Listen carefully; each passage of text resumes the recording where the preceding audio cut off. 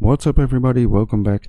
So in this video I'm going to show you how you can set up a blend space using curves, and we are going to use the procedural ADS setup in our animation graph to actually play these on our character.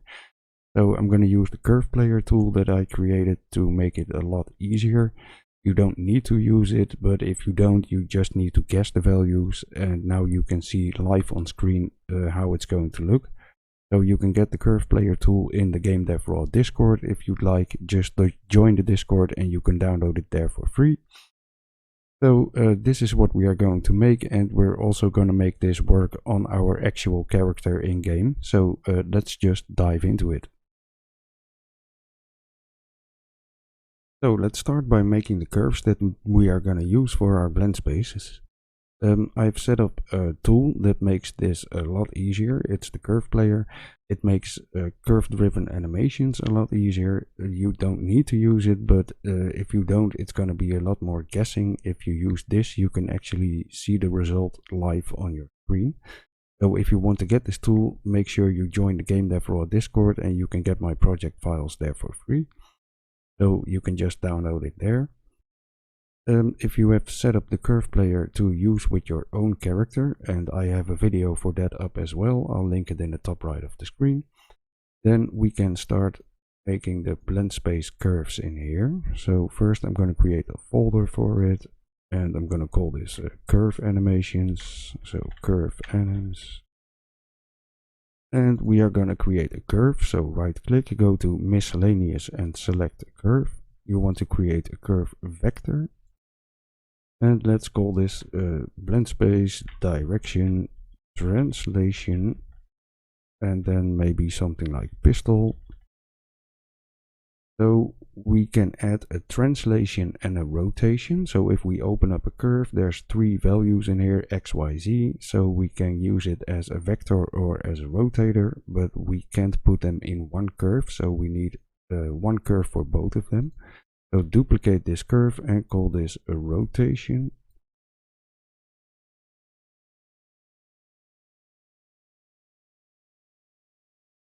And with these two curves we can make our direction blend space. Now I'm also going to create another one, and that's for the turning blend space. And I'm only going to use a rotation for that. And I'm also going to use a rotation one for the looking blend space. So we have the direction blend space for moving back, forward, left, right, and then we have turn blend space for looking left, right, and look blend space for looking up and down. And for the last two, I'm only going to use rotations. You can also add translations if you want. It's just what you prefer. So with these curves in place, I'm going to open up the curve player character, and then select the curve player child blueprint on the side over here, and I'm going to create the curves in here as well. So we have one translation curve and three rotation curves, and I'm going to assign the correct ones. So we have the direction blend space translation and the rotation and the turning and looking blend spaces, and that should be good to go. So now we can simply start the project, and the curves that we want to use should be in the menus. So first let's start with the direction blend space, and I'm going to select both the translation and the rotation. And now if I expand the menu on the side over here, we can mess with the values. So this works like a normal blend space. -180 is backwards, -90 is left, 90 is forward, then we have 90 is right, and 180 is backwards again. So we're going to use the curves in the following way. Let's open up both for the direction blend space. So normally these are timelines, and the horizontal line is the time and the vertical one is the value. And in this case we're going to make both of them values. So we're simply going to go from -180 to 180 in the time, and then we're going to use the vertical for our values. So let's say if we are moving backwards, that we want to tilt the gun towards the player a little bit. So for the rotations, the axes are different because they are in component space. So if we want to rotate the gun towards the player, we need to rotate it on the x-axis, and we need to rotate it in a positive value, I'm pretty sure. So let's go to the rotation one, and let's make sure we add a keyframe. So if I middle click my mouse button, it will add a keyframe to the graph. So this is the Y one, we don't need that one. So add another keyframe, that's the Z one. So we're left with the X value. So create a keyframe on this graph, and then I'm gonna put it at -180. And let's say the value should be -5 or something like that. So that's 5 degrees rotation. And now if I deselect everything and I select this little cursor icon over here, it will fit the curves to my screen. So for some reason my red curve is completely gone all of a sudden. Okay, so it didn't really fit it to the screen, but it at least tried. So we're gonna go add another key over here, and we're gonna put this back at 180. And then that's also going to be -5. Oh. So 180 -5. And then I'm gonna put a key at 0 and make sure that it's back at 0 again. So now if I go back into the curve player and I'm gonna drag the bar over here, you can see the weapon tilting up whenever I'm at 180 or -180. So that's how we are gonna use the curves for our blend space. So let's say if I want to move it towards the player as well, I need to go to my translation and I need to move it on the y-axis. So if I create a key, and this time I have the correct one, so that's nice. And let's go to -180, and let's say I want to move it towards the player for something like 4 units, so -4. And then I want to create another key, put it at 180 and also -4. And for 0, let's put it back at 0 again. So let's fit this on the screen. So there we have our translation curve. And now if we apply both of them at the same time, then it's going to look something like this. So the weapon is moving towards the player and rotating up. So that's how you can use the curves, and you can make a much more complicated blend space. So that's going to take quite a lot of time. So I'm just going to go over the 90 value now, and then I'm going to leave the rest to you. So if we want to tilt the gun to the right, if we move right, oh, I closed my curves. So we need to go to the rotation curve first. Oh, come on. And if we want to rotate it to the right, then we need to get the y-axis. So if we create a key over here, and let's put it at -180, and let's tilt it to the right. Oh, we want to, that's not correct, obviously. So if we want to go to the right, we need to get a value of 90, and then we need to apply the correct rotation, and that's going to be something like 4 degrees maybe.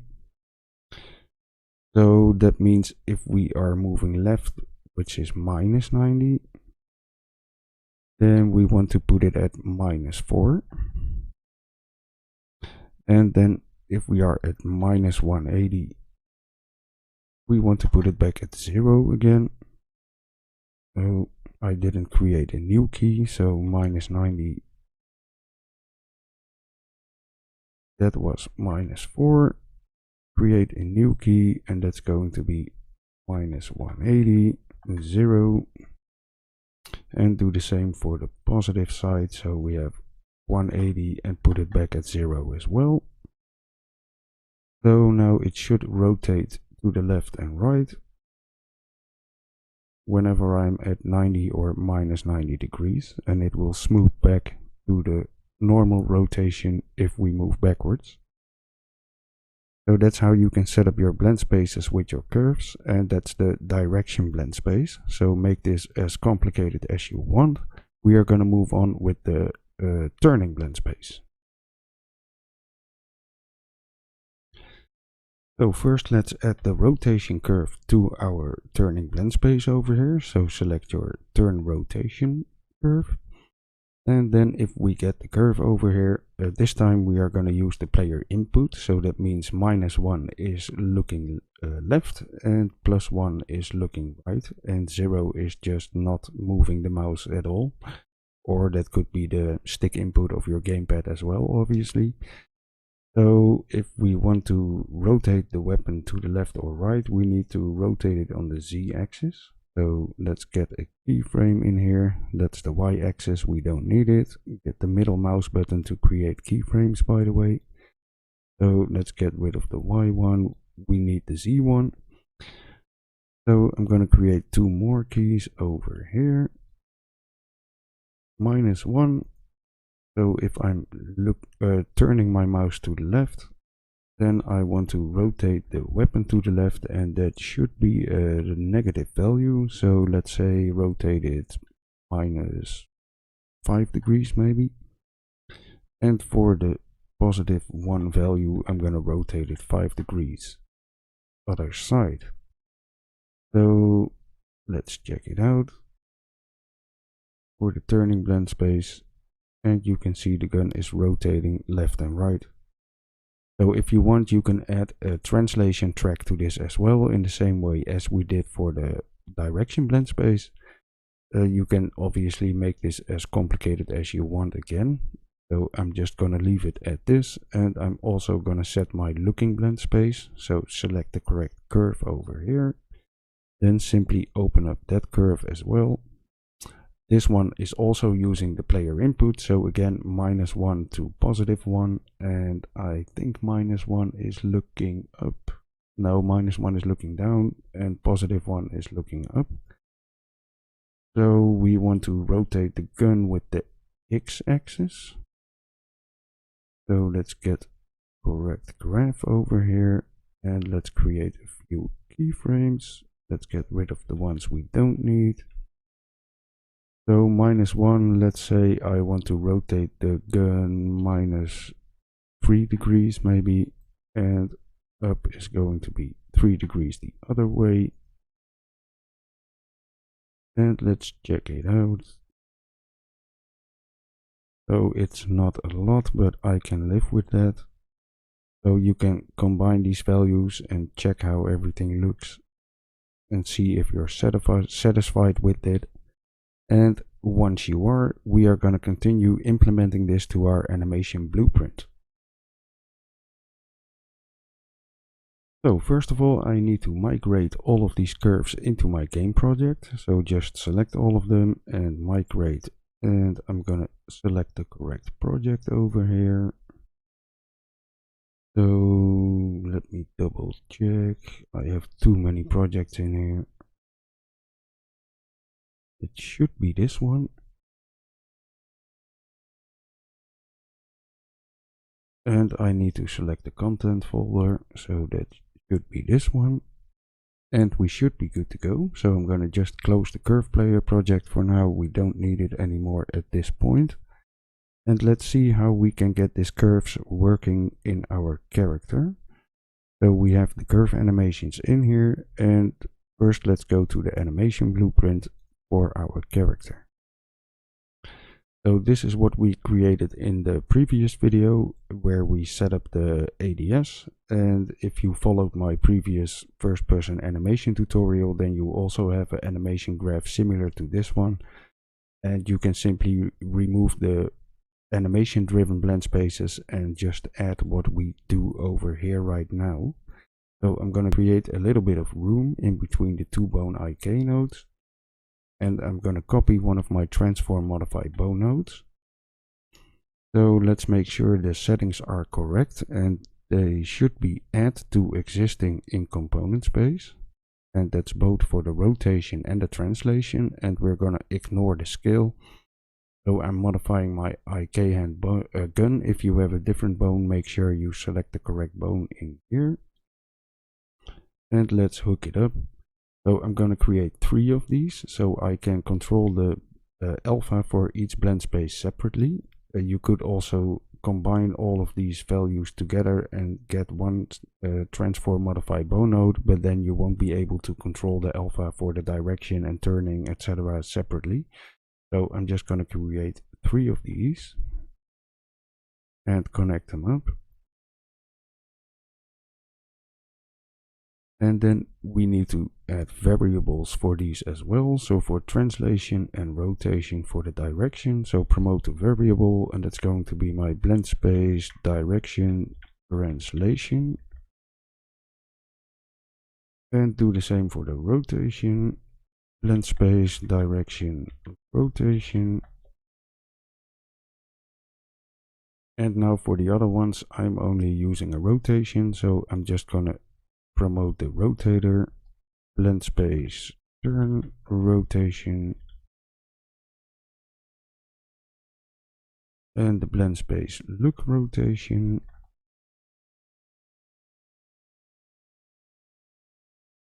So because I'm only using rotations in here, I can choose to ignore the translation, and that should be fine. So this should be good to go. Let's compile and save it, and let's go to the event graph. And we are going to create a few events in here. So first of all, let's go to the event blueprint update animation, and we need to get the direction from the player. So first let's get the velocity from the character and get velocity. If we drag up this get velocity node, we can look for the calculate direction node. So this node only exists in your animation blueprint. I've used it in previous tutorials, and sometimes I get comments about players not being able to find it. People not being able to find it. But this only works in the animation graph, and you don't want to drag off your character, for example, because it's not there then.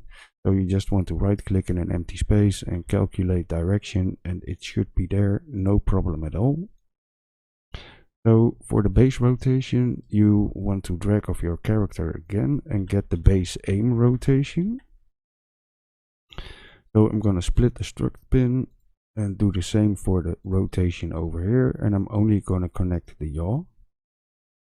So this is going to be my direction, promote to variable direction, and that's for the blend spaces. So let's add a prefix, and then we need to get the turn and look values as well, and we are going to get those from the character.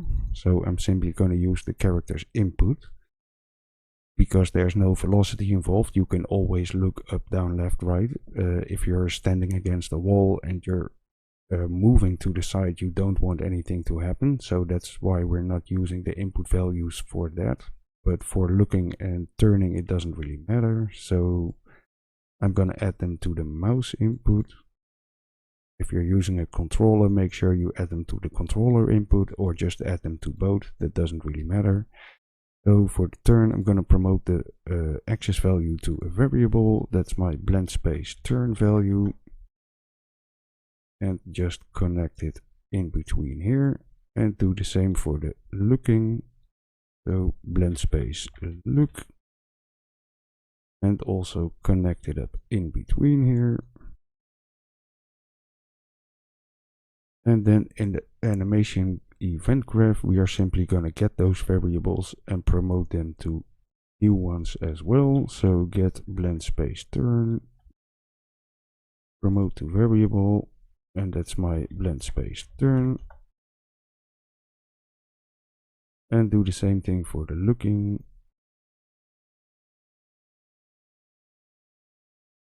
Get blend space look and promote this to a variable. And hook everything up. Now all we need to do is get the values from our curves. So we're going to create a new function in here.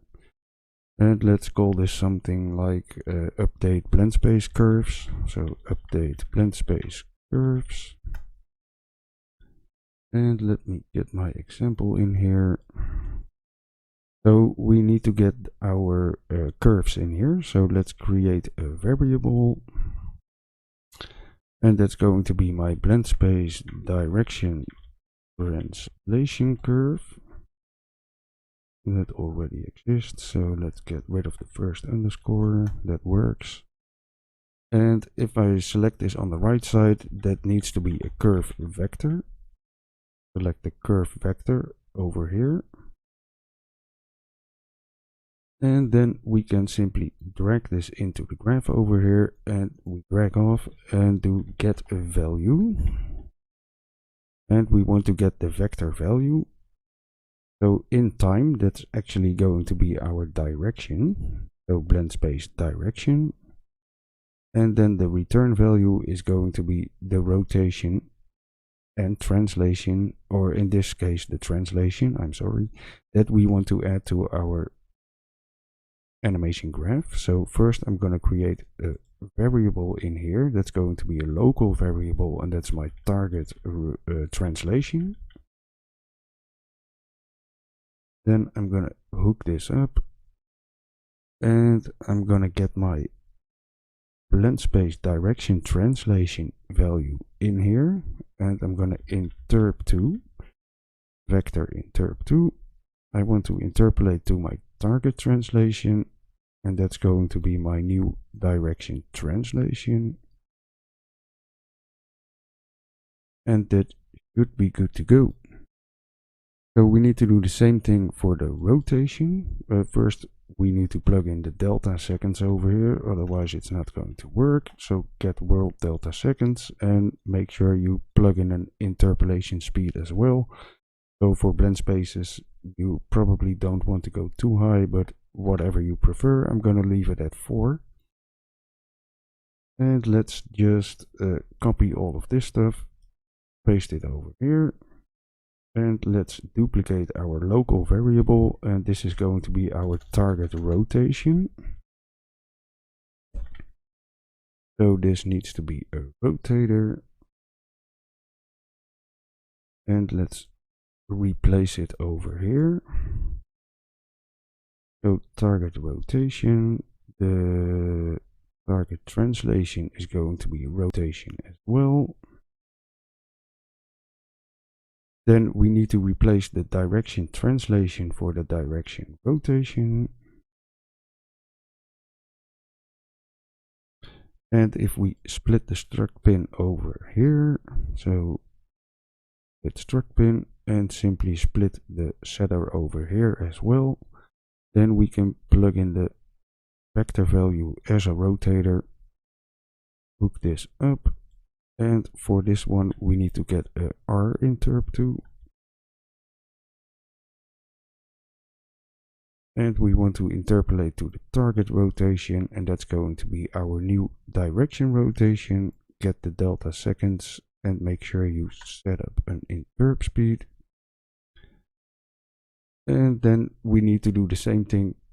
We do need to make sure that we plug in the correct curve over here. So let's duplicate our curve.